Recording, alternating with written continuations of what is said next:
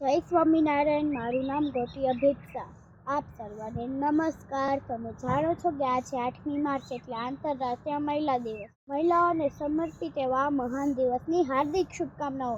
જિંદગીના રંગમંચ પર રિહર્સલ વગર દરેક ભૂમિકા સફળતાપૂર્વક ભજવતો એ વિશ્વનું અદ્ભુત સર્જન એટલે નારી. ભારતીય સંસ્કૃતિમાં ખૂબ સુંદર કહેવાયું છે કે તત્ર નારસ્ય ભુજંતે રમતે તત્ર દેવતા, અર્થાત જ્યાં નારીની પૂજા થાય છે ત્યાં દેવતાઓનો વાસ હોય છે.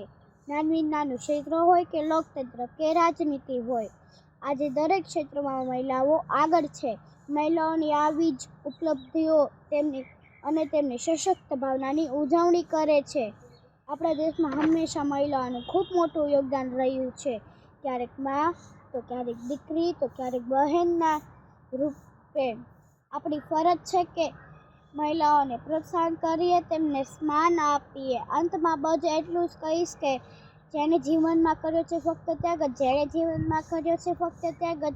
જે જીવી છે તો બસ બીજા માટે જ, જે જીવી છે તો બસ બીજા માટે જ. તો શા માટે તેને પડે ધિક્કાર છે? તો શા માટે તેને પડે ધિક્કાર છે?